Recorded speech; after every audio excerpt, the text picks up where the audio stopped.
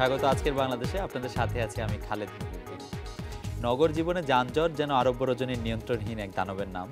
রাজধানীর মানুষ কর্তৃপক্ষের কাছে থেকে কেবল শুনছে আশার বাণী, কিন্তু কোনো ফল মিলছে না। এক এক সময় এক এক নিয়ম জারি হচ্ছে, তবু নেই কোনো সুসংবাদ। প্রধান রাস্তায় রিকশা নিষিদ্ধ, লেন পদ্ধতি, ওয়ান ওয়ে, কিছুই কাজে আসছে না। যানের জটে বেসামাল অনেক ছোট যান দখল নিচ্ছে পায়ে চলার ফুটপাতেও। পথহীনতার এই অবস্থায় নির্দেশনা দিতে হচ্ছে হাইকোর্টকেও। স্থবির ঢাকার রাজপথ যেন এখন জাতীয় জীবনের সমর্থক হয়ে উঠছে। দিশাহীন রাজনীতির সাথে খুব যেন মিল এই রাজপথের। এই অবস্থা আজকের বাংলাদেশে খুঁজবো আমরা কিছু প্রশ্নের উত্তর। ঢাকা শহরে যানজটের মূল কারণগুলো কি? ট্রাফিক ব্যবস্থাপনার সাথে সংশ্লিষ্ট প্রতিষ্ঠানগুলি কতটা আন্তরিক? রাস্তা বন্ধ করে মিছিল সমাবেশের সংস্কৃতি কবে দূর হবে?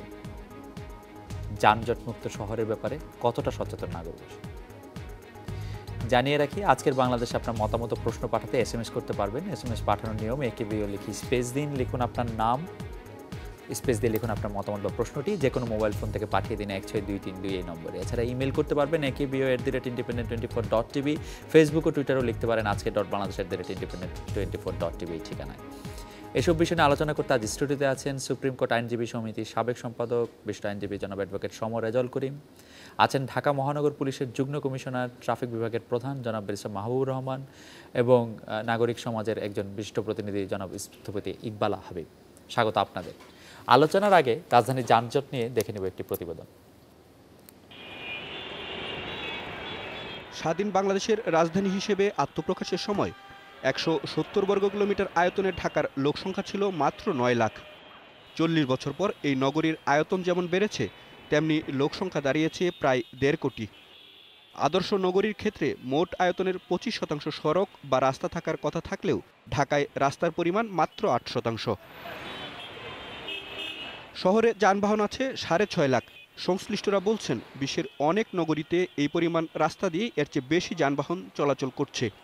অন্য নগরের তুলনায় যানবাহনের সংখ্যা বেশি না হলেও রাস্তায় এর প্রভাব পড়ছে ব্যাপকভাবে। বিশেষজ্ঞরা বলছেন, অপরিকল্পিত নগরায়নের কারণে রাস্তার সঠিক ব্যবহার হচ্ছে না। যে রাস্তাগুলো আছে সেই রাস্তাগুলো, জাংশনগুলো কিন্তু ফল্টি, বহু জাংশন আছে আমাদের ফল্টি। টোকিও সিটিতে রাস্তার সংখ্যা কিন্তু খুব বেশি না, সেখানে আমাদের চেয়ে অনেক গুণ প্রায় 10 গুণ বেশি গাড়ি আছে সেখানে। তো তারা কীভাবে ম্যানেজ করছে? তারা যে ম্যানেজ করছে, সেখানে রাস্তাগুলো এত সুন্দরভাবে তৈরি করা আছে, ইঞ্জিনিয়ারিংভাবে এমনভাবে তৈরি করেছে যে আপনাকে যখন গাড়ি যে আপনি চালাবেন, আপনি খুব বেশি অবস্ট্রাকশনের মুখে আপনি পড়বেন না।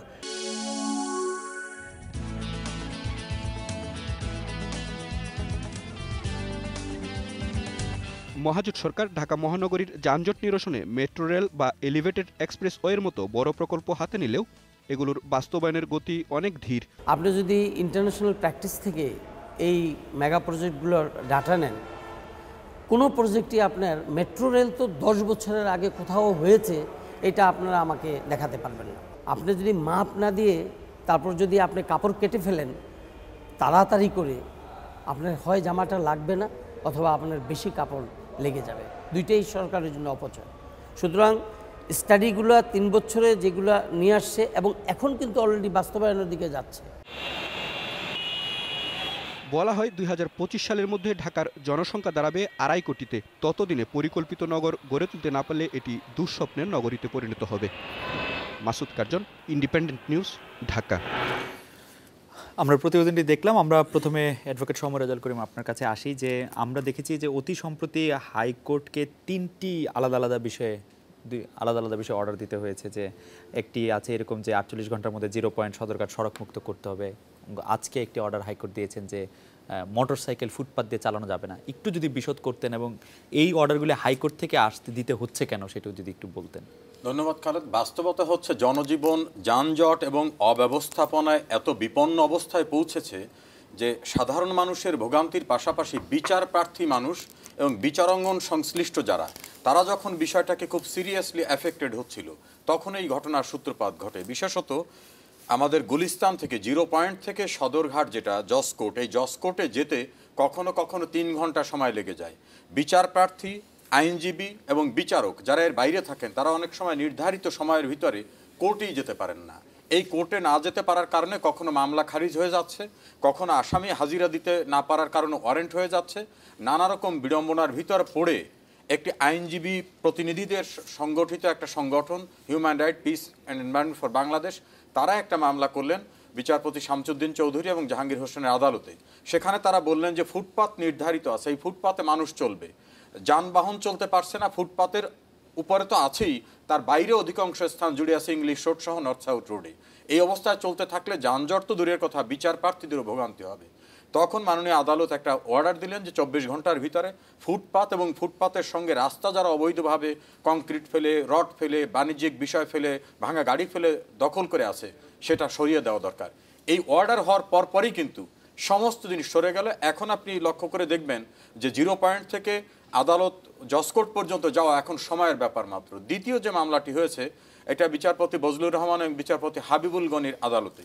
সেই মামলায়ও কিন্তু সচেতন আইনজীবী হিসাবে কয়েকজন আইনজীবী পাবলিক ইন্টারেস্টে একটি রিট পিটিশন করলেন। আজকে যেটা অর্ডার হলো সেখানেও তারা বলেছেন যে জেব্রা চিহ্নিত যে জায়গা মানুষ পারাপারে সে একটি বিষয়, কোন অঞ্চল থেকে মানুষ পারাপার করতে পারবে, কখন থেকে করতে পারবে না, কোথায় ট্রাফিক স্পেশালি ডিপ্লয় করতে হবে, এবং সেখানে আইন যাতে বাস্তবায়িত হচ্ছে, আইনের আঙ্গিকে যাতে কাজ চলছে, এই বিষয়গুলোকে নিশ্চিত করা না হলে কোর্ট অঙ্গনের বাইরে কিন্তু বেশ কয়েকটি দুর্ঘটনা ঘটে গেছে।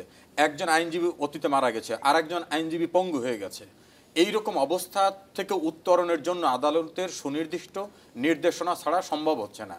ওই যে সদরঘাট পর্যন্ত যে ঘটনা, ওইটা কিন্তু উৎসাহিত করেছে তাদেরকে। ফলে মাননীয় আদালত রুল ইস্যু করলেন কনসার্ন যারা তাদেরকে, এছাড়া কনসার্নদেরকে অর্ডার দিলেন, এডিন্টারিম অর্ডার, যে এইখানে জেব্রা ক্রসিং করা, মানুষ যাতে যথাযথভাবে পার হতে পারছে কিনা এবং কেউ আইন লঙ্ঘন করে যত্রতত্র চলাফেরা করছে কিনা, বা তাদের পারাপারের জন্য নির্ধারিত ব্যবস্থা আছে কিনা, এই বিষয়গুলো নিশ্চিত করার আদেশ দিলেন। আমরা একটু জনাব মাহবুবুর রহমান আপনার কাছে আসতে চাই যে একটি বিষয় জানতে, যে এই যে বিষয়টি বলা হলো যে এই ফুটপাত দখলের বিষয়টি আদালত থেকে, সর্বোচ্চ আদালত থেকে একটি নির্দেশনা পাওয়ার পরেই কেন কার্যকর করা হলো, তার আগে আমি একটু বলতে চাই যে এই যে যানজট নিরসনে দায়িত্বটা আসলে কার? ট্রাফিক পুলিশের, আমরা দেখতে পাচ্ছি যে স্বরাষ্ট্র মন্ত্রণালয়ের, রাজুকের, সিটি কর্পোরেশনের, কার আসলে মানে এই ব্যাপারে সবচেয়ে বেশি এগিয়ে আসা উচিত, উদ্যোগ নেওয়া উচিত? আসলে আমি প্রথমে কোর্টের অংশটুকু কোর্টের, জি, বলতে চাই যে লানেট কোর্ট থেকে যে অর্ডার দিয়েছে খুব ভালো লেগেছে আমার, যে আমরা মাত্র মাইকিং করেছি এবং অল্প কিছু সরাইছি, বাকি লোকগুলো কিন্তু রিজি থেকে চলে গেছে। এবং আরেকটু ইন্টারেস্টিং জিনিস, লানেট কোর্ট কিন্তু যেই রাস্তার অর্ডার দিয়েছিল আমরা কিন্তু তার চেয়ে বেশি আশেপাশের রাস্তা আমরা ফাঁকা করে দিয়েছি। আচ্ছা, এবং আপনি এটাতে কিন্তু মানুষ যে উপকৃত হচ্ছে শুধু তা না, আমার কাজটা কিন্তু সঠিক সহজ হয়ে যাচ্ছে। কিন্তু সবসময় আমরা সব কাজ করতে পারি না। আচ্ছা, অনেক সময় আমরা এত অন্যান্য কাজে এত চাপে থাকি, কিন্তু লানেট কোর্ট যখন অর্ডার দিয়েছে আমাদের জন্য এটা বাইন্ডিংস, তো আমরা এই বাইন্ডিংসটাকে আমরা তখন প্রায়োরিটি দিয়ে অন্য কাজগুলো ফেলে রেখে আমরা এগুলো করে দিয়েছি। আমি কি এই ব্যাপারটাকে একটু এভাবে বলতে পারি, যেহেতু সর্বোচ্চ আদালত থেকে অর্ডারটা এসেছে সেজন্য অন্য কোনো জায়গা থেকে আপনাদের উপর চাপ আসেনি এটি পরিষ্কার করার ক্ষেত্রে? আমি জানি না ঠিক আপনি কিভাবে নেবেন, তবে আমার কাছে মনে হয় যে যেহেতু লানেট কোর্ট অর্ডার দিয়েছে, জি জি, আমরা এটাকে এক্সিকিউট করেছি এবং কেউ কিছু বলেনি। অন্য সময় বলতো কিনা আমি জানি না, কিন্তু কেউ আমাদের কিছু বলেনি। এবং এই সুযোগে কিন্তু আপনি শুনে অবাক হবেন, আমার পুলিশ অফিসাররা কিন্তু they are very happy to carry out this order and we cleared not only the court's orders area, আমরা কিন্তু যদি 0 পয়েন্ট থেকে আপনি যদি যান একটু ইয়ার দিকে, এই বায়তুল মসজিদের দিকে শুরু করে গুলিস্তান পর্যন্ত, সেই সব দিকেও কিন্তু আমরা ক্লিয়ার করে দিয়েছি। কতদিন এটা এরকম বজায় থাকে সেটা আমরা আশা করছি যে এটা দীর্ঘদিন বজায় থাকবে। যদিও এর মধ্যেই একটি দৈনিক পত্রিকা রিপোর্ট করে ফেলেছে দখলমুক্ত করার 2 ঘন্টা পরে এটি আবার পুনর্দখল। এইটা আমি একটু বলতে চাচ্ছিলাম, আমি রিকোয়েস্ট করব আমার সিটি কর্পোরেশনের বন্ধুদেরকে, কিন্তু কোর্টকে তাদেরকে কিন্তু অর্ডার দিয়েছে, কারণ সেখানে অনেকগুলো রডের দোকান আছে। এই রডের দোকানগুলো তাদের কিন্তু টোটাল ব্যবসাটা তারা রাস্তার উপরে পরিচালনা করে। তো আমি মনে করি এই দোকানগুলোকে আপনাকে সবসময় করতে হবে কি, you have to hit at the cause. আপনি যদি কজকে যদি আপনি ইরেডিকেট না করতে পারেন তাহলে কিন্তু প্রবলেমকে সলভ করতে পারবেন না। আমি মনে করি এই রডের দোকানগুলোকে অন্যত্র সরিয়ে দিতে হবে, অথবা তাদেরকে এখন যে অবস্থা আছে এটা না করে তাদের নিজেদের দোকানের সামনে তাদেরকে কিছু স্পেস রাখতে হবে যেখানে তারা রডের মাপাঝোপা করবে, প্লাস তারা লোড আনলোড করবে। আদারওয়াইজ কিন্তু তাদেরকে আটকায় রাখা দীর্ঘদিন খুব ডিফিকাল্ট হবে। আমরা এটাকে চেষ্টা করছি করে যাওয়া। এটা আপনি দায়িত্ব প্রসঙ্গে আরেকটা কথা, হ্যাঁ আপনি দায়িত্বের কথা বলছেন, এটা খুব একটা ইন্টারেস্টিং কথা। এই কারণে এই যে যখন আমি যেমন ধরেন জয়েন্ট কমিশনার ট্রাফিক হিসেবে আমাকে বিভিন্ন মিটিংয়ে আমাকে থাকতে হয়, মিটিংয়ে গিয়ে আমাকে ইভেন রিকোয়েস্ট করতে হয় যে আপনি যখন ঢাকা শহরে যানজট নিরসনের জন্য কোনো প্রজেক্ট নেবেন, বলতে হয় যে প্লিজ আমার সাথে একটু কনসাল্ট করবেন। মানে আপনাকে উদ্যোগী হয়ে বলতে হয় আমার সাথে কনসাল্ট কেন বলতে হয়? কারণ হচ্ছে আপনি জানেন ট্রাফিকটা ডিপেন্ড করে, আমি সবসময় যেটা বলে থাকি যে আপনাকে থিওরিটিক্যাল সাইডে আসতে হবে। এটা বেসিক্যালি হচ্ছে ইঞ্জিনিয়ারিং সাইড। আপনি আমাদের দেশের সীমানাটা পার হয়ে গেলে কিন্তু আপনি কোথাও রাস্তায় এত ট্রাফিক পুলিশ দেখবেন না। তাহলে সেখানে কীভাবে এনফোর্সমেন্ট হচ্ছে, ওয়েস্টার্ন কান্ট্রিগুলোতে কীভাবে এনফোর্সমেন্ট হচ্ছে, কিন্তু কোনো ট্রাফিক পুলিশ নেই। আপনার ইঞ্জিনিয়ারিংটা এমনভাবে করা হয় যে ইউল বি সেলফ এনফোর্সড। তো আমাদের এখানে কিন্তু সেভাবে আমরা করি না, অথবা আগে আমরা এটাকে এত গুরুত্ব দেই নাই, কিন্তু এখন আমাদের জন্য এটা একটা বড় ইস্যু হয়ে আসছে। কিন্তু এই ট্রাফিক ম্যানেজমেন্টের জন্য, যেমন ট্রাফিক যদি ম্যানেজমেন্টের কথা চিন্তা করেন, বড় একটা পার্সপেক্টিভ ম্যানেজমেন্ট, সেই ট্রাফিক ম্যানেজমেন্ট কিন্তু আমি করি না, আমি শুধু এনফোর্সমেন্ট করি। আচ্ছা, ঢাকা যানবাহন সমন্বয় বোর্ডে বা আপনাদের কোনো অবদান বা এটা আপনাদের মিটিং যখন হয় আমরা সেখানে পার্টিসিপেট করি, কিন্তু আপনাদেরকে অনুরোধ করে যেতে হয় যে না তা না। রিসেন্টলি আপনি জানেন আমি যখন তাদেরকে রিকোয়েস্ট করেছিলাম, যেমন ধরেন একটা প্ল্যান আপনি পাস করে ফেললেন, জি, একটা ডিজাইন আপনি করে ফেললেন, আপনি যেদিন আপনি অ্যাপ্রুভ করবেন সেদিন আমাকে ইনভাইট করলেন, আমি সেখানে যাব, আমি চা খেয়ে চলে আসবো, সেই অবস্থায় আমাকে তো কোনো ইনপুট দেওয়া সম্ভব না।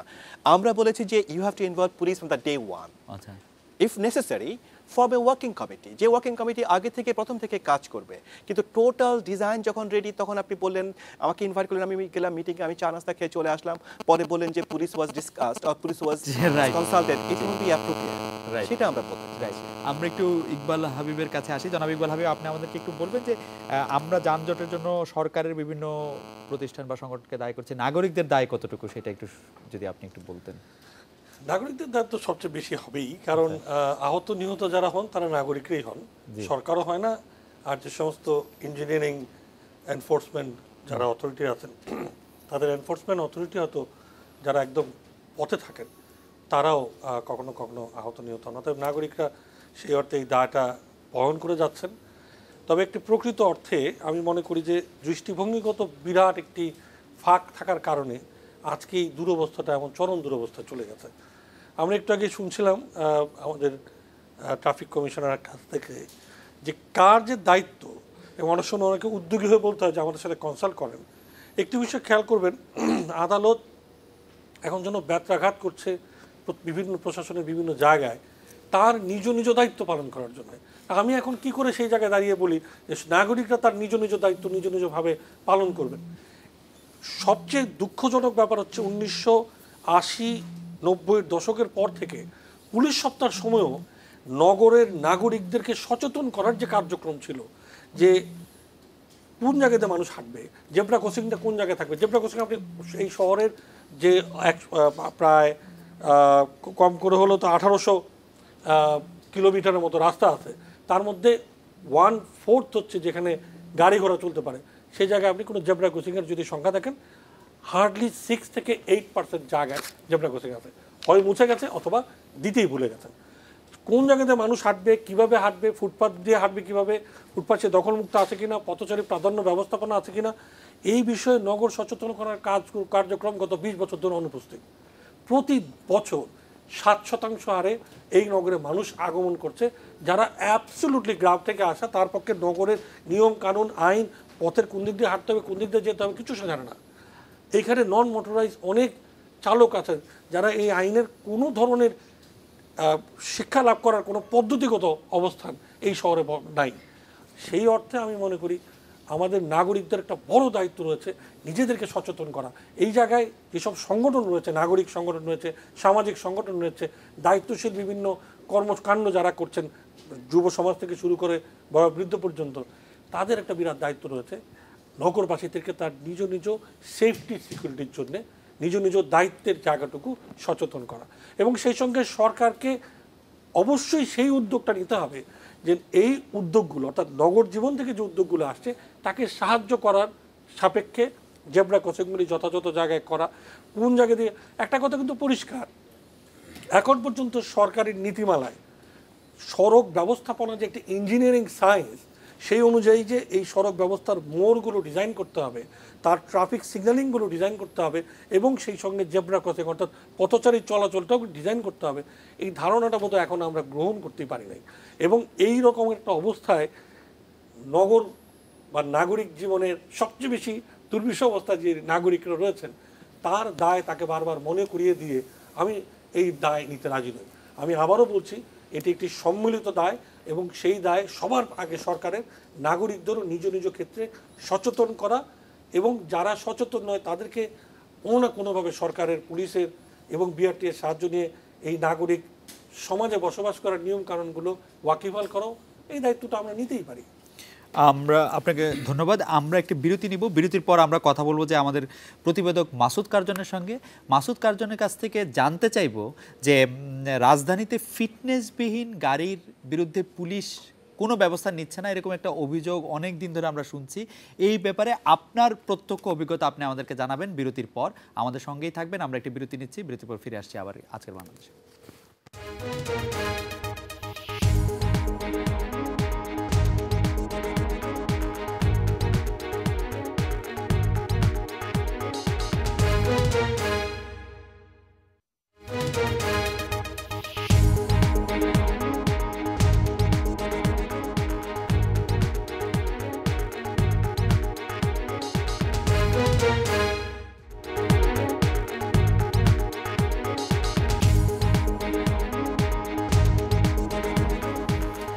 কার্জন, আপনি আমাদের একটু বলবেন রাজধানীতে ফিটনেসবিহীন গাড়ির বিরুদ্ধে পুলিশ আসলে কি ব্যবস্থা নিচ্ছে? আসলে এই রাজধানীতে যেসব গাড়ি চলাচল করে তার এইসব ফিটনেস দেখার দায়িত্ব, মানে ফিটনেস গাড়ি ফিট আছে কিনা সেটার সবচেয়ে বড় দায়িত্ব হচ্ছে বিআরটিএর। তারাই মূলত এগুলোর সার্টিফিকেটগুলো দিয়ে থাকে। পুলিশ যে ব্যবস্থাটা নিয়ে থাকে সেগুলোর বিরুদ্ধে আইনগত ব্যবস্থা। তো আমরা পুলিশের হিসেবে দেখেছি যে রাজধানীতে যেসব মামলা হয়ে থাকে তার মধ্যে বড় একটি অংশ হচ্ছে বাস বা ট্রাক যাদের ফিটনেস সার্টিফিকেট নেই। একটা বড় অংশ, মামলার বড় একটা অংশ হচ্ছে এই যাদের ফিটনেস সার্টিফিকেট না থাকার কারণে। তো পুলিশ এবং সংশ্লিষ্ট যারা বলছে যে গাড়ির ফিটনেসটা আসলে 1 বছর পর পর এটার পরীক্ষা করাতে হয় এবং বিআরটিএ থেকে এটার সার্টিফিকেটটা আনতে হয়। তো বিশেষ ক্ষেত্রে ছোট গাড়ি, প্রাইভেট কার, এইসব ক্ষেত্রে অনেক ক্ষেত্রে দেখা যায় যে ফিটনেস থাকে পুলিশের হিসাব মতে, কিন্তু সমস্যাটা যেসব ক্ষেত্রে হয় সেটা হচ্ছে মিনি বাস বা ট্রাকের ক্ষেত্রে। তো এইসব ক্ষেত্রে মানে সংশ্লিষ্টরা অনেকেই বলছেন যে আসলে যে সমস্যাটা হয়ে থাকে বাস বা ট্রাক, এদের হচ্ছে একটা রাজনৈতিক বলয়ের মধ্যে থাকে, যে একটা বিভিন্ন সংগঠনের মধ্যে থাকে। তো ফলে অনেক সময় আইনগত ব্যবস্থা নেওয়া হলেও মানে এইসব প্রভাব খাটিয়ে অনেক সময় তারা এর ব্যবস্থার বাইরে থেকে যায় বা ধরাছোঁয়ার বাইরে থেকে যাচ্ছে। এটা হচ্ছে একটা সবচেয়ে বড় সমস্যা। তো পুলিশ আসলে ব্যবস্থা নিচ্ছে না, এটা আসলে মানে অনেকাংশেই মানে সত্য এরকম বলা যাচ্ছে না আর কি। আচ্ছা কার্জন, আপনাকে ধন্যবাদ আপনার মতামতের জন্য। আমি একটু ইকবাল ভাইয়ের কাছে একটা SMS এসছে, নোমান লিখেছেন। উনি লিখেছেন, ডিয়ার ইকবাল ভাই, আপনি সবসময় গভর্নমেন্টকে ব্লেম করেন বিভিন্ন বিষয়ে, কিন্তু আপনি কখনোই কোনো কিছু বলেন না যারা এই শহরে অপরিকল্পিতভাবে অনেক উঁচু উঁচু ভবন বানিয়েছে এবং যারা যথেষ্ট পরিমাণে জায়গা ছাড়ে নাই আমাদের গাড়িগুলি পার্ক করার জন্য। এই বিষয়ে আপনার জবাব শুনতে চাই। আমি প্রথমেই খুব স্বনির্বন্ধভাবে ক্ষমা চেয়ে বলছি যে আমার প্রতি অভিযোগটা অন্যায় করা হবে। আমি সেই লোক যে ইমারত নির্মাণ বিধিমালা 2006 সংশোধিত 2008 করার জন্য উদ্যোগী ছিলাম ইনস্টিটিউট অফ আর্কিটেক্ট এবং বাপা থেকে, এবং আমরাই ডিটেল এরিয়া প্ল্যান তৈরি করেছি এবং আইনকে কঠোরভাবে করার জন্য এই যে রিয়েল এস্টেট ব্যবস্থাপনা অধ্যাদেশও আমাদের উদ্যোগে আন্দোলনের মাধ্যমে করা। অর্থাৎ যারা ভবন তৈরি করবেন এবং ইমারতে দেখাবেন পার্কিং আছে, নিজস্ব হোল্ডিং বে আছে এবং পরবর্তীতে সেটা করবেন না, তাদের বিরুদ্ধে দৃষ্টান্তমূলক ব্যবস্থা নেওয়াটা অত্যন্ত প্রয়োজনীয় একটা অনুষঙ্গ যানজট নিরসনের জন্য। এটি আমি আবারও আপনাকে ধন্যবাদ। আবারও অ্যাডভোকেট সমরা জাওয়াল করিম আপনার কাছে আসি যে ওই ইমারত নির্মাণ বিধিমালা এবং যে কঠোর আইনের কথা বলা হয়েছে, অধ্যাদেশের কথা বলা হয়েছে, এরকম অনেকগুলি কঠোর আইন এবং অধ্যাদেশ আছে, কিন্তু বাস্তবে আমরা এর কোনো প্রয়োগ দেখি না। এর কারণ কি? এর অন্যতম কারণটা হচ্ছে আইন না মানার যে সংস্কৃতিটা গড়ে উঠেছে এবং আইন না মেনে পার পেয়ে যাওয়ার যে একটা শক্তির মহড়া চলছে, এইটার প্রতিযোগিতা বিভিন্ন সময় হয়। আপনি দেখবেন সড়ক পরিবহন মালিক সমিতি, সড়ক পরিবহন শ্রমিক, এর প্রত্যেকের কোনো না কোনোভাবে একটা রাজনৈতিক দলের সঙ্গে এমন পৃষ্ঠপোষকতা আছে যে ওনার একজন সার্জেন্ট সেখানে বা একজন ইন্সপেক্টর সেখানে কোনো অ্যাকশন নিতে গেলে নিতে পারবে না। আরেকটা হচ্ছে ম্যান পাওয়ারের অভাব। ঢাকার যে পরিসরটা রাজুকের আওতাধীন, সেইখানে অনিয়মিতভাবে বাড়িঘর স্থাপনা নির্মিত হওয়ার যে ঘটনা, কজন ম্যান পাওয়ার রাজুকে আছে, তা দিয়ে এর 1/3 জায়গাকে নিয়ন্ত্রণ করা সম্ভব নয়। আর একটা জিনিস হচ্ছে সংস্কৃতিটা যেটা গড়ে উঠছে যে কোনো না কোনোভাবে কিছু দুর্নীতিবাজ কর্মচারীদেরকে ম্যানেজ করার যে একটা ট্রেডিশন, সেই ট্রেডিশনের থেকে কিন্তু আমরা পুরোপুরি বেরিয়ে আসতে পারিনি। এখন মাহবুব ভাই একা যদি চিন্তা করেন তাহলে হবে না। ওনার একজন ট্রাফিক কনস্টেবল কতটা চৌকস হিসেবে তাকে গড়ে তুলতে পেরেছি, তার জীবনের নিরাপত্তা কতটুকু দিতে পেরেছি, তার অর্থনৈতিক নিরাপত্তা কতটুকু নিশ্চিত করতে পেরেছি। রাস্তার পাশে ক্ষমতাসীন দলের অফিস করা, শ্রমিকদের অফিস করাকে কোনোভাবে ভাঙার কোনো অথরিটি ওনার আছে কিনা।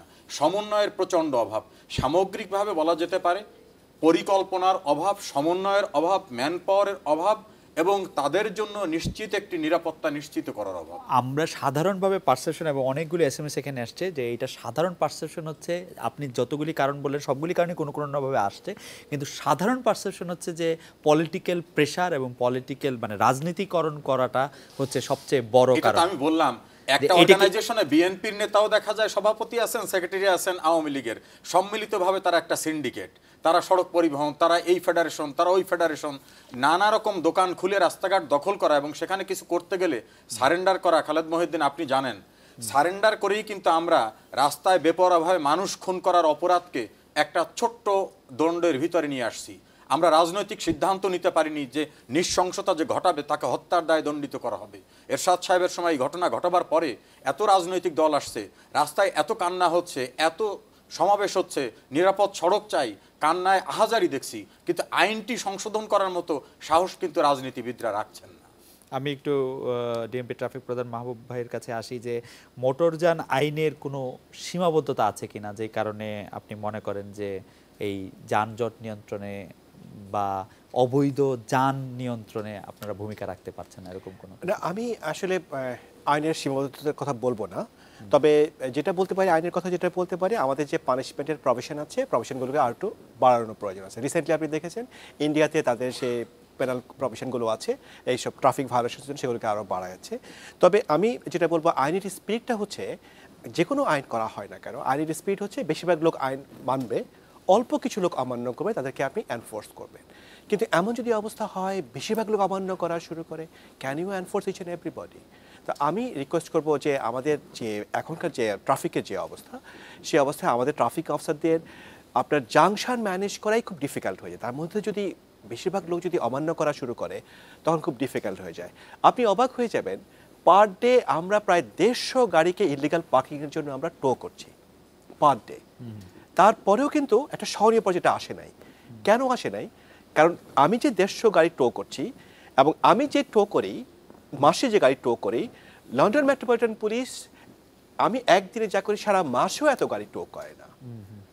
তার মানে হচ্ছে সেখানে এত লোক ইলিগাল পার্কিং করে না।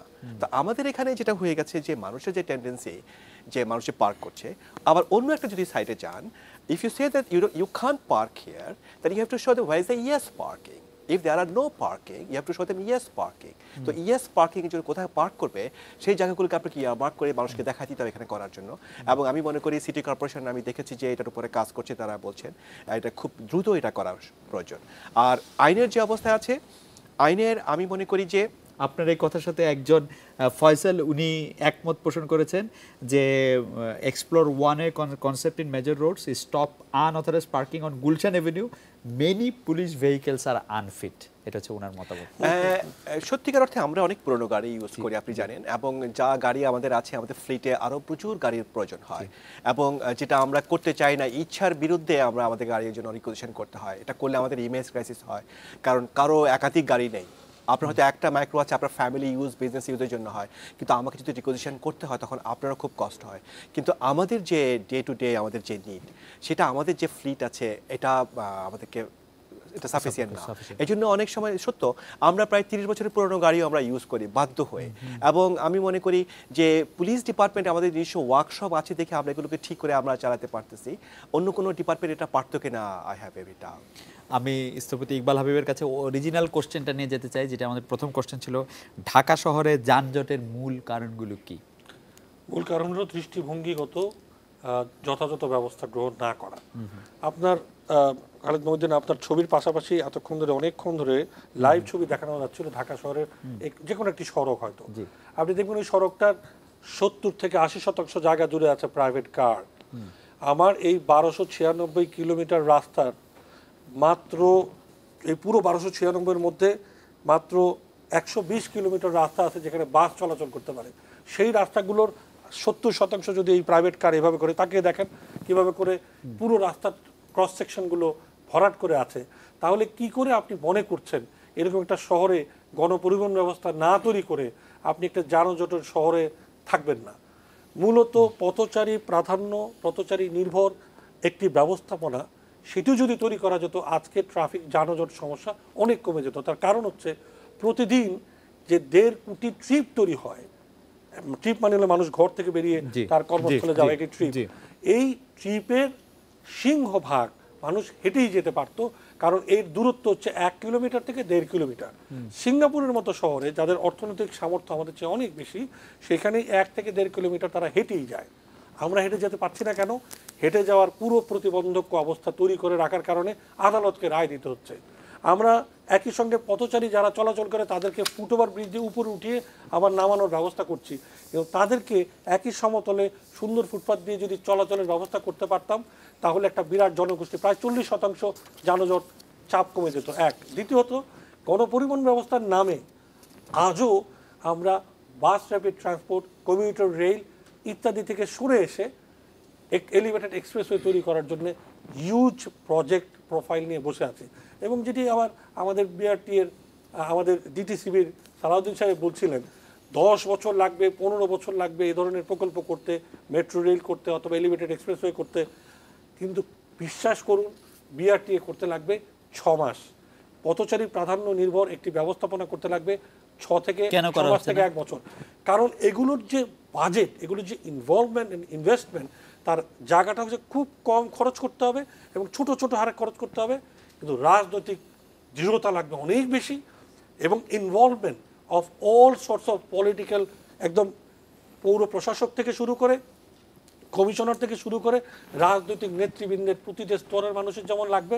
এবং আমরা যারা কাজ করছি বিভিন্ন সেক্টরে, কেউ পুলিশে, কেউ নগর পাবলিকদের সাথে সামাজিক আন্দোলনে অথবা কেউ আদালতে, প্রত্যেককে অনেক দায়িত্ব সচেতন কার্যক্রমে যুক্ত হতে হবে।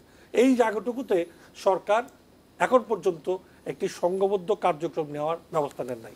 আর সব শেষে বলবো, অনেক পরে হলো আপনি খেয়াল করে দেখেন, যেই মুহূর্তে রেলের দায়িত্বে পাওয়ার সাথে সাথে সুরঞ্জিত বাবু চিন্তা করলেন আমি কমিউটার রেল চালু করব, আমি আপনাকে এতটুকু গ্যারান্টি দিতে পারি, এগুলি সব ডেটা থেকে বলছি, যে যদি টঙ্গী থেকে নারায়ণগঞ্জে প্রতি 20 মিনিট অন্তর অন্তর 70 উনি প্যারালাল রেল লাইন তৈরি করে কমিউটার রেল চালু করতে পারেন, উত্তরে থেকে অনেক শতাংশ মানুষ গাড়ি ব্যবহার করে আর ঢাকায় আসবেন না, ওই রেল লাইনে করে মতিঝিলে নামবেন, কমলাপুরে নামবেন, মতিঝিলে অফিস করবেন।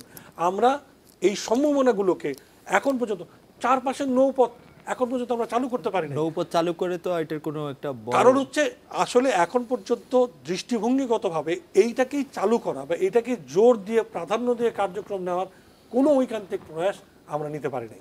আমরা কিন্তু পাশাপাশি 20,000, 25,000, 30,000 কোটি ডলারের প্রকল্প নিচ্ছি, যে প্রকল্পগুলো কবে শেষ হবে এটা আপনাদের রিপোর্টই একটা বড় প্রশ্ন। আমরা একটি বিরতি নিচ্ছি, বিরতির পর আমরা জানতে চাইবো যে আমরা প্রায়ই দেখি রাজনৈতিক দলগুলি থেকে শুরু করে ধর্মীয় কোনো অনুষ্ঠানের নাম করে প্রায় রাজপথগুলি বিভিন্ন সময় দখল হয়ে যায়। রাজপথগুলি দখল করে রাজপথগুলি আটকে রেখে এরকম কেন করতে হবে, এই বিষয়ে অতিথিদের সঙ্গে কথা বলবো। একটা বিরতি নিচ্ছি, বিরতির পর ফিরছি আজকে বাংলাদেশে।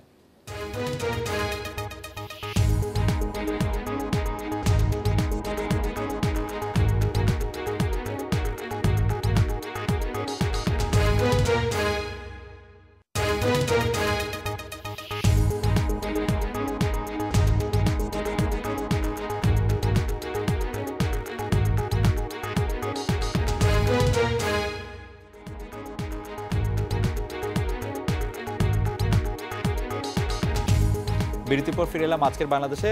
অ্যাডভোকেট রেজাউল করিম সাহেবের কাছে জানতে চাইবো যে রাস্তা আটকে আমরা অনেক সময় দেখি যে বিভিন্ন সামাজিক, রাজনৈতিক, ধর্মীয় অনুষ্ঠানের আয়োজন করতে, এবং সেটা সড়কের উপর একটা বড় প্রভাব বিস্তার করে। বিশেষ করে বড় রাজনৈতিক দলগুলি যদি, সরকারি দল বা বিরোধী দল কোনো একটা উদ্যোগ নেয়, তাহলে সেদিন সেই রাস্তার অবস্থা, এই ব্যাপারে আপনি কি? দেখুন, এটা দুর্ভাগ্যজনক একটা অবস্থা। আমাদের দেশের রাজনীতিবিদরা যখন বক্তব্য রাখেন, টকশোতে আসেন, তখন বলেন জাতিকে সেবা করার দায়িত্ব নিয়েছি। আর কোনো রকম একটি পদ পদবি হলে, মানে সরকারে থাকা দরকার নাই, দলে একটা পদ পদবি হলে তিনি মনে করেন আমি মহারাজ, অন্য সকলে প্রজা। এই অবস্থাটা বিদ্যমান হয় এমন অবস্থায় তিনি যেখানে চাইবেন সেখানে তিনি জনসভা করবেন। এই সংস্কৃতির থেকে কিন্তু আমরা অনেকটা বেরিয়ে আসছি। অতীতে কিন্তু যত্রতত্র বাইতুল মোকাররমের সামনে মানিক মিয়া অভিনীত চলতো, এখন কিন্তু পারমিশন নেওয়ার একটা ট্রেন্ড আমাদের ভিতরে সৃষ্টি হয়েছে। তারপরেও যে খারাপ দিকটা, রাস্তার পাশে দেখবেন যে মানুষ চলাচল করতে পারছে না, এমন জায়গায় একটা টিনশেড করে হয় ক্ষমতাসীন দল, আবার এই ক্ষমতাসীন দল যখন বিরোধী দলে যাবে তখন ওরা ক্ষমতা আসলে ওরা শুধু ওই পার্টির নামটা চেঞ্জ করে, অফিসটা ঠিক থাকে, আর তার পাশে আরও কয়েকটা দোকানপাট খুলে বিভিন্ন শাখা সংগঠনের নাম দিয়ে এত সকল দোকান তারা খুলে বসে যে তখন দেখা যায় ফুটপাত তো দূরের কথা, রাস্তার মাঝখানেও তাদের এন্ট্রান্স হলে সেইখানে কিন্তু মাহবুব সাহেবদের এক্সেস থাকবে না, কিছুই করার থাকবে না, কারণ ওনারা এত প্রভাবশালী ব্যক্তি। এখন আমাদের দেশে বিদ্যমান আইনে কিন্তু এভাবে রাস্তা দখলের কোনো সুযোগ নাই। তারপরও কেন করতে পারছে? আইনের প্রয়োগের জন্য কঠোর বিধি ব্যবস্থা আমাদের এখানে গড়ে ওঠেনি। ওই একটা কথা আপনি পূর্বে বলছিলেন যে মোটরযান আইন অন্যান্য আইন, এটা কিন্তু যুগোপযোগী হয়নি।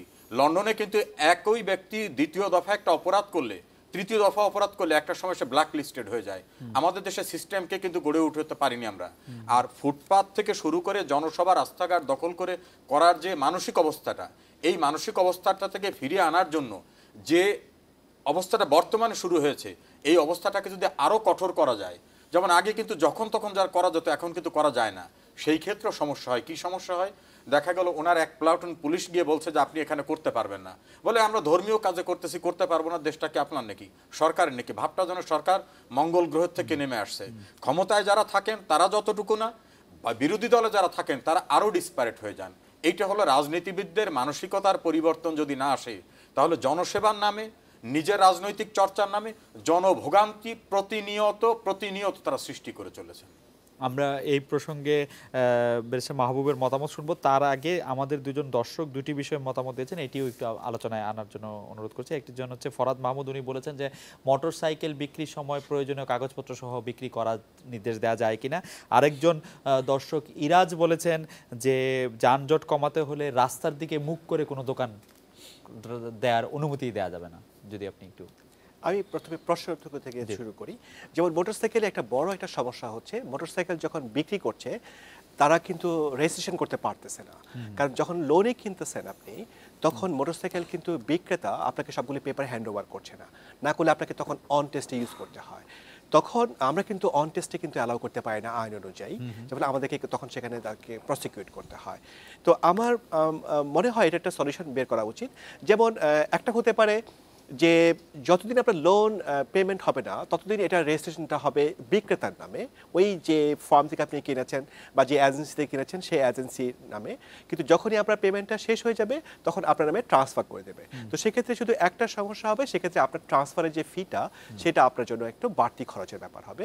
তবে আমরা আবার রিকোয়েস্ট করছি যে, এবং চেষ্টা করছি ইন্ট্রোডিউস করার জন্য, যে whenever you sell a motorcycle it has to come with a pair of helmets, কারণ আপনাকে যেহেতু হেলমেট পরতেই হবে এবং কমপক্ষে দুজন আরোহী, তাহলে আপনাকে কিন্তু বাড়তি হেলমেট নিয়ে আমরা যে মামলা করি এবং আমাদের এনফোর্সমেন্টটা সহজ হয়ে যাবে, মানুষের পক্ষে আইন মানাও সহজ হবে। আরেকটা দোকানের কথা যেটা বলছেন, আমার কাছে খুব ভালো লাগছে এই কথাটা শুনে। আসলে জানেন, আপনাকে সবসময় চিন্তা করতে হবে যে এমন সিস্টেম ইন্ট্রোডিউস করতে হবে যে সিস্টেমটা যানজট নিরসনের জন্য সহায়ক।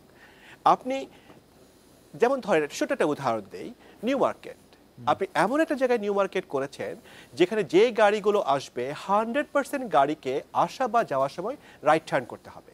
তো রাইট টার্ন করা মানে আপনি বাকি সব সাইড বন্ধ করে দেবেন। আপনি যদি ইয়ের দিক থেকে যান, মিরপুর দিক থেকে যান, তাহলে আপনি নিউ মার্কেটে যাওয়ার সময় রাইট টার্ন করতে হবে, আর যদি আজিমপুর থেকে যান তাহলে ফেরার সময় আপনাকে রাইট টার্ন করতে হবে। তার মানে সেই এলাকা আপনাকে সবসময় আপনাকে যানজট একটা লেগেই থাকবে। তাহলে আমার প্ল্যানিংটাই আমার ভুল ছিল, ইঞ্জিনিয়ারিংটাই আমার ভুল ছিল। সো আপনাকে দোকান যখন আপনি করতে দিবেন, আপনি ছোট্ট এটা আমরা এগুলো লেসন আমরা নিতে পারি আমাদের পাশের দেশ থেকেও। আপনি জানেন সিঙ্গাপুরে যখন বড় বড় আপনার এইসব বিল্ডিংগুলো আছে, বিল্ডিংয়ের যে বেসমেন্টের পার্কিংগুলো আছে, আপনি গাড়িটা ইচ্ছা করে বেসমেন্ট থেকে বের রাস্তায় আসতে পারবেন না। গাড়িটা বের হয় বিল্ডিংয়ের পাশের দিকে ড্রাইভওয়ে দিয়ে রাস্তার পাশে এসে অপেক্ষা করে, যখন দেখে রাস্তা ফ্রি তখন সে রাস্তায় নামে। আবার ভিতরে যখন বেসমেন্টে যায়, একই রকমভাবে একটা ড্রাইভওয়ে আছে, ড্রাইভওয়ে দিয়ে পেছনের সাইডে খুব প্লেন অ্যান্ড সিম্পল। তার মানে আপনাকে সিস্টেম এমন করতে হবে। আপনি যদি রাস্তার, আপনি যেমন রডের দোকানগুলো আপনি করেছেন, এই সিস্টেমটা কে করবে? এই সিস্টেমগুলো করতে হবে আসলে যেগুলো মার্কেট, গভর্নমেন্ট মার্কেট, তাহলে যারা ডিজাইন করছে তাদেরকে করতে হবে। আর প্রাইভেট যদি করে তাহলে এগুলি করতে গেলে পারমিশন দরকার হয়, তখন যদি এভাবে না হয় তাহলে পারমিশন দেবে না। আমি এই জায়গাটাকে স্পষ্ট করে বলতে পারি, এই পুরো কার্যক্রমটি অবৈধ। সরকারের এনফোর্সমেন্ট এজেন্সিগুলো আজকে যদি নামে প্রতিটিতে অবৈধ পাবে। কারণ হচ্ছে রাজধানীতে যে কোনো জমির ব্যবহার অনুমোদন নিতে হয় রাজধানী উন্নয়ন কর্তৃপক্ষের কাছ থেকে, ব্যবসার অনুমোদন নিতে হয় সিটি কর্পোরেশনের কাছ থেকে ট্রেড লাইসেন্সের মাধ্যমে। রাজধানী উন্নয়ন কর্তৃপক্ষের প্রচলিত যে আইন রয়েছে 2006 অথবা তারও আগে 1986 সাল থেকে, যে 82 সাল থেকে যে আইন রয়েছে, সেখানে আপনি নির্দিষ্ট সড়ক ছাড়া অন্য যে কোনো সড়কে রাস্তামুখী দোকান করতে পারেন না। আপনাকে দোকান করার জন্যে ওই বাড়িটির বিনির্মাণ, তার যে নকশার কৌশল, সেটা এমনভাবেই করতে হয় যাতে করে সরাসরি রাস্তার পাশে, ফুটপাতের পাশে গাড়িটা রেখে কিছু কেনার প্রবণতার সুযোগই থাকবে না। এই যে কার্যক্রমগুলি অবারিতভাবে শহরে রয়েছে, এটি আমাদের মূল সড়ক ব্যবস্থাগুলোকে সাংঘাতিকভাবে ব্যাহত করছে।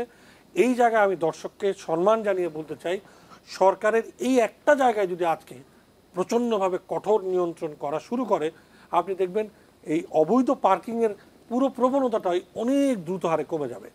একটি কথা মনে রাখা দরকার, যেই সমস্ত ভবনগুলো মূল সড়কের সাথে সন্নিবেশিত এবং তাদের বাণিজ্যিক ব্যবহার আইনগতভাবে দেয়া আছে, অবশ্যই মনে রাখবেন তার পার্কিংয়ের যথাযথ ব্যবস্থা ছাড়া ওই পারমিশন তাকে দেয়া হয়নি। সেটি শপিং মলের জন্য হোক, সেটি অফিসের জন্য হোক। শুধুমাত্র রেসিডেন্স সরাসরি মূল সড়ক থেকে প্রবেশ করে তার গেটের ভিতর দিয়ে তার বাড়ির ভিতরে গিয়ে পার্কিং করতে পারে, এবং সেই জন্যই তার প্রবেশাধিকার সরাসরি রয়েছে। অন্য কারো প্রবেশাধিকার এভাবে সরাসরি দেয়া নাই। ইভেন একটা শপিং সেন্টারে যদি করতে হয়, বসুন্ধরা একটা এক্সাম্পল, দেখবেন হোল্ডিং বে থাকে, অর্থাৎ আপনি মূল সড়ক থেকে ওর ভিতরের সড়কে প্রবেশ করবেন, তারপরে ধীরে ধীরে পার্কিংয়ে চলে যান অথবা মানুষকে নামান, হোয়াট এভার। বড় বড় বিল্ডিং অ্যাপার্টমেন্টও যদি হয়, অফিস তো দূরের কথা, তার ক্ষেত্রেও কিন্তু এই হোল্ডিং বে করতে হয়। অর্থাৎ এই পুরো অবৈধ কার্যক্রমগুলো আঙুল তুলে আজকে দেখিয়ে দিয়েছে, যে কারণে দেখবেন যত জায়গায় সড়ক হচ্ছে সেখানে অবারিতভাবে দোকান হচ্ছে এবং সাথে সাথে যানজটের মূল আকর্ষণটা তৈরি হয়ে যাচ্ছে। আমি আবারও আমার একটা বিরতি নিতে হবে। বিরতির পরে যখন ফিরে আসবো তখন আমি যে প্রশ্নটি করব সেই প্রশ্নটি আসলে আমার 6 বছর বয়সী মেয়ের, সে আমাকে প্রায় জানতে চায়। তাকে শেখানো হয়েছে যে লাল বাতি জ্বললে গাড়ি বন্ধ থাকবে, হলুদ বাতি জ্বললে গাড়ি চালু হওয়ার জন্য রেডি থাকবে, সবুজ বাতি হলে গাড়ি চলবে। সে যখন রাস্তায় নামে এর কোনো মিলই পায় না। এটা কেন একটু যদি আমাদেরকে বলেন। আমরা বিরতি নিচ্ছি, বিরতির পর আমরা ফিরে আসবো।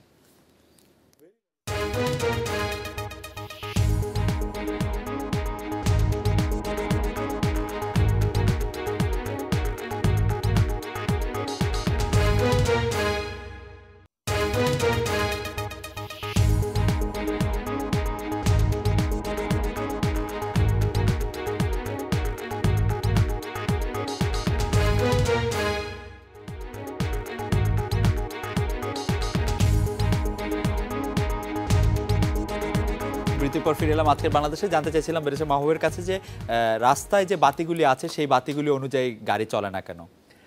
এটা আসলে আমার কাছে খুব খারাপ লাগে, খুব খারাপ লাগে যখন আমরা এই বাতিগুলো আমরা ফলো করতে পারি না। কিন্তু আপনি জেনে, আমি শিওর আপনি জানেন, তবু জাস্ট দর্শকদের জানার সুবিধার জন্য একটু বলি, এই বাতিগুলো কিন্তু সেট আপ আমি করি না, সেট আপ করে ঢাকা সিটি কর্পোরেশন। এটার মেনটেন্যান্সও কিন্তু আমি করি না, করে ঢাকা সিটি কর্পোরেশন। তো এখনকার যে বাতিগুলো আছে, এই বাতিগুলো লাগানো হয়েছিল ওয়ার্ল্ড ব্যাংকের ফাইন্যান্সে ঢাকা আরবান ট্রান্সপোর্ট প্ল্যান একটা যে প্রজেক্টটা ছিল, সেই প্রজেক্টের আয়তায় লাগানো হয়েছিল। এবং এইগুলো লাগানোর পর এগুলো মেনটেন্যান্সের জন্য যে কন্ট্রাক্ট ছিল সেই টাইমটা পার হয়ে গেছে। এখন এগুলির বেশিরভাগ ক্ষেত্রে এগুলো সার্কিটগুলি নষ্ট হয়ে গেছে এবং এগুলোর কোনো মেনটেন্যান্স হচ্ছে না। কারণ এখন সিটি কর্পোরেশন আবার যেটা করছে, এগুলোর পরিবর্তে আবার নতুন করে আবার লাগাবার জন্য ওগুলোকে টেন্ডারিং তারা প্রসেসে গেছে। কিন্তু আমি সিটি কর্পোরেশনকে রিকোয়েস্ট করেছি, আপনার কন্ট্রাক্ট শেষ হওয়ার 1 বছর আগে থেকে আপনি নতুন টেন্ডার প্রসেসে আপনি গেলেন না কেন? তাহলে আপনার একটা সুন্দর একটা ট্রানজিশন হতে পারতো। এটা একটা কারণ। অন্য একটা কারণ হচ্ছে যে এখন আবার শতকরা কত ভাগ নষ্ট হবে এখন যেটা হয় বাস্তবিক অর্থে আমরা, আপনি দেখবেন আমরা কিছু কিছু ক্ষেত্রে আমরা ওই আগের যারা ছিল মেইনটেন্যান্স দায়িত্বে ছিল ওদেরকে আমরা রিকোয়েস্ট করে আমরা কিছু কিছু জায়গায় আমরা চেষ্টা করি লাগানোর জন্য। কিন্তু আপনার অধিকাংশ ক্ষেত্রে আপনি দেখবেন হয়তো হয়তো সব সাইডে রেড হয়ে আছে। আবার আরেকটা সমস্যা হচ্ছে আমরা ওদেরকে দিয়ে যখন একটু সিনক্রোনাইজ করে নেই, আবার এগুলোর জন্য কিন্তু আবার ওই যে আমাদের পাশের দেশে তারা যেটা করেছে, পাওয়ারের জন্য তারা কিন্তু সোলার প্যানেল সেট করেছে, যার ফলে আমাদের এখানে যখনই বিদ্যুৎ চলে যায় তখনই কিন্তু এই সেটআপটা নষ্ট হয়ে আবার কিন্তু ফ্যাক্টরি সেটআপে চলে যাচ্ছে, যার ফলে আমি এই চক্র থেকে বেরিয়ে আসতে পারতেছি না, যার ফলে আমরা মেনটেন করতে পারতেছি না। বাট এটা খুবই জরুরি যে সিগন্যালিং সিস্টেম থাকবে এবং সেটা মানুষ ফলো করবে। আইনজীবী হিসেবে আমার কিছু বলার নাই, সাংবাদিক হিসাবে আমি এইটা একটা চরম মানে আমি নিজেকে খুব ব্যর্থ মনে করছি যে আমি এটা জানতামই না যে মানে শহরের বাতিগুলির যে সত্যি এই অবস্থা। আমি এতদিন ধরে মনে করতাম যে ট্রাফিক পুলিশ ইচ্ছা করে বাতি মানে না বা বাতি ইয়ে করে। আপনি এই সম্পর্কে যদি কিছু বলেন, আমি আসলে অসহায়, আমি জানতামই না যে এটা এই বিষয়টা সম্পর্কে আমিও ওয়াকিবহাল। কতগুলো ঘটনার প্রেক্ষাপটে আমার জানার সুযোগ হয়েছে। দুর্ভাগ্য হচ্ছে যে আমাদের যারা রাজনীতি করি, যারা বিভিন্ন সময় দায়িত্ব নেই, যেমন নগর পিতার দায়িত্ব কেউ নেই, কেউ এমপির দায়িত্ব নেই, নাগরিকের সেবা করার দায়িত্ব গ্রহণ করার পরে কতটা নৈতিকতার সঙ্গে পালন করছে, স্বচ্ছতার সঙ্গে, এটা যদি বিবেকের কাছে তারা প্রশ্ন করত, তাহলে যে মাহবুব ভাই যে কথাটা বললেন যে এই সিস্টেমটা যখন আর থাকবে না, নতুন করে রিপ্লেস করার জন্য চিন্তা চেতনাটা পূর্বে থাকা দরকার ছিল, যেটা যে মুহূর্তে শেষ হয়ে যাবে তখন যেন আবার রিপ্লেস করতে পারি। এটা শেষ হয়ে গেছে, রিপ্লেসের পরিকল্পনা নাই। এই ব্যর্থতার দায় দায়িত্ব বহন করতে হচ্ছে তাদের। এবং সবচেয়ে খারাপ জিনিসটা, জেনারেল পিপল কিন্তু জানে পুলিশ ব্যর্থতা, এই ট্রাফিকরা এখানে করতে পারছে না, এখানে সিগন্যাল বাতি নেই, গালিগালাজ রাস্তাঘাটে পাবলিকের কিন্তু ওনাদের উপরে। কিন্তু পাবলিক তো আর জানেন না যে এই সমস্ত সেটআপের দায়িত্ব সিটি কর্পোরেশনের।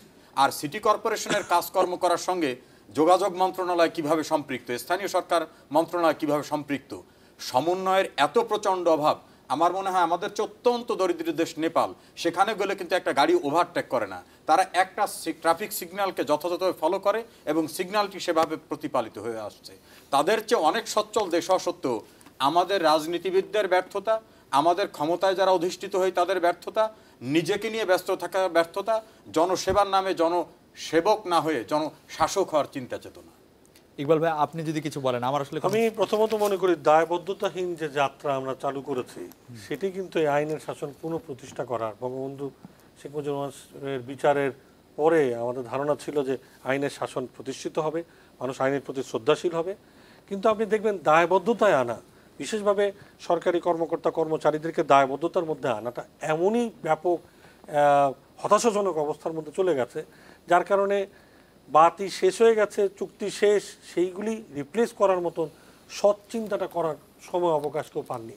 আরেকটি কথা পরিষ্কার মনে রাখা দরকার, আইনের শাসন প্রতিষ্ঠার জন্যে বরং পৃথিবীর অনেক দেশে প্রধানমন্ত্রী যখন ক্রস করেন তখন ওই সিগন্যালটাকে ইচ্ছা করে সবুজ করে রাখা হয়, যে প্রধানমন্ত্রীর জন্যে 1 মিনিট 2 মিনিট 3 মিনিটই সবুজ করে রাখা হয়, যাতে উনি যে নিয়ম আইনটাকে ভাঙছেন না এটা যেন একটা শিশুও শিখতে পারে।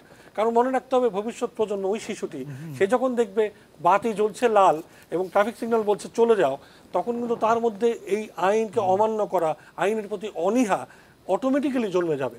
এর কিন্তু দীর্ঘস্থায়ী একটা প্রভাব রয়েছে আইনের প্রতি অবমাননাকর মানসিকতায় চলে যাওয়া। আমি এখনও মনে করি এই সমস্ত জায়গাগুলি ছোট ছোট জায়গা নয়, অত্যন্ত বৃহৎ জায়গা। জনজটের এই শহরের জন্যে এ ধরনের সংবাদ যারা যারা করছেন, যাদের কারণে হচ্ছে, তাদেরকে অবশ্যই দায়বদ্ধ, প্রশাসনিকভাবে হোক অথবা অন্য কোনোভাবে হোক, দায়বদ্ধ আচরণে বাধ্য করতে হবে। আর এই সিগন্যালিং সিস্টেমটা অত্যন্ত জরুরিভাবে ট্রাফিক পুলিশ অর্থাৎ যিনি এটা কার্যকর করছেন, এনফোর্সমেন্ট করছেন, তার কন্ট্রোলে রাখা প্রয়োজন। আরেকটি ইঞ্জিনিয়ারিং জায়গায় যদি সেটি থাকে, কারণ অনেক সময় দিনের সব সময় একই রকম ট্রাফিক সিগন্যালিং ইন্টারভেল থাকাটা জরুরি না। সকালে একরকম থাকতে পারে, বিকালে ডিরেকশন চেঞ্জ হয়ে উল্টো দিকে যাবে। পৃথিবীর বিভিন্ন দেশে লেন যেখানে অনেক, সেখানে কিন্তু সকালে একদিকে 6টা লেন থাকে, বিকেলে যেয়ে দেখবেন ওইদিকে 2টো হয়ে গেছে, এই পাশে 6টা হয়ে গেছে। এইগুলি সিগন্যালিং সিস্টেমও তাই, এগুলি কমানো বাড়ানো সময়ের সাথে, প্রয়োজনের সাথে। আর রাজনৈতিক কর্মসূচির কারণে রাস্তা তো অবরোধ হয়েই যায়, তখন বাইপাসের জন্যও সিগন্যালিং ব্যবস্থাকে সিনক্রোনাইজ করতে হয়। আমি মনে করি পরিচালন ব্যবস্থা এবং প্রায়োগিক ক্ষেত্রে যাদের প্রয়োগ করার দায়িত্ব, এটি ওই একই জায়গা থেকে পরিচালিত হওয়া দরকার। সরকার জন্য জরুরি ভিত্তিতে এখনও যেহেতু টেন্ডার করছে, এটি ওই এক জায়গায় সমন্বয়কারী ভূমিকাটাকে দিয়ে সমন্বয় অবস্থায় এই ট্রাফিক সিগন্যাল সিস্টেমটাকে অন্তত কার্যকর করার ব্যবস্থা। আমি শুধু একটা আপনি যুক্ত করেন, মানে আপনি বলেন, আমি শুধু একজন দর্শক ওয়ালিউল্লাহর হতাশাটা আপনাকে জানাতে চাই। উনি বলতেছেন যে উত্তরা থেকে, যে এই ধরনের ডিসকাশন করার কি যুক্তি, কি অর্থের থেকে আমরা কি পাই এইসব ডিসকাশন থেকে? এইসব ডিসকাশন থেকে যে আপনি যা বলছিলেন আজকের এই ডিসকাশন থেকে আসলে ডিসকাশন থেকে তো আপনি আলোচনা করলেই তো সমস্যার সমাধানগুলি বেরিয়ে আসবে। যেমন সিটি কর্পোরেশনকে আমরা রিকোয়েস্ট করেছি, যে আর্কিটেক্ট সাহেব যে কথাটা বলছে খুব সুন্দর কথা বলেছেন, আমরা এখান থেকে এতটুকু না গিয়ে ইভেন আরও অনেক পিছন থেকে বলেছি যে ঠিক আছে আপনারা যখন সিগন্যালিংয়ের উপর আপনারা যখন টেন্ডার কল করার আগে পেপার যখন রেডি করবেন, কি সিস্টেম ক্রয় করছেন, কোনটা ভালো হবে, সুইটেবল হবে, একটা মিটিং ডেকে আমার সাথে একটু কনসাল্ট করে নেবেন, কারণ আমি তো এনফোর্সার। আপনি এবং আমি এতটুকু বলেছি যে আর্কিটেক্ট যখন একটা বাড়ি ডিজাইন করে তখন কিন্তু ওই কিচেন ডিজাইন করার সময় কিন্তু হাউস ওয়াইফের সাথে কথা বলে, because she is the user. তো ওনারা এখন যেমন কিছু করতে যাচ্ছেন টাইম কাউন্ট ডাউন সিস্টেম। তো আমি তাকে জিজ্ঞাসা করেছি ঢাকার জন্য যে are we prepare to have this time count down system. আমি মনে করি সেটা যদি আসে সেটা আমাদের জন্য খুব সুইটেবল হবে না।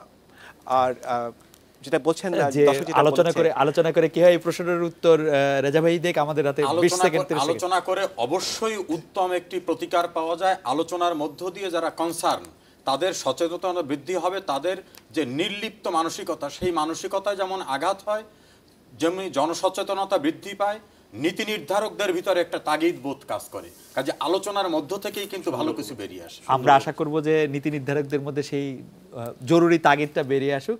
এই ছিল আজকের বাংলাদেশে অনুষ্ঠান নিয়ে আপনার মতামত প্রশ্ন পাঠাতে পারবেন akbu@independent24.tv এই ঠিকানায়। দেখা হবে আগামীকাল এই সময়ই। শুভরাত্রি।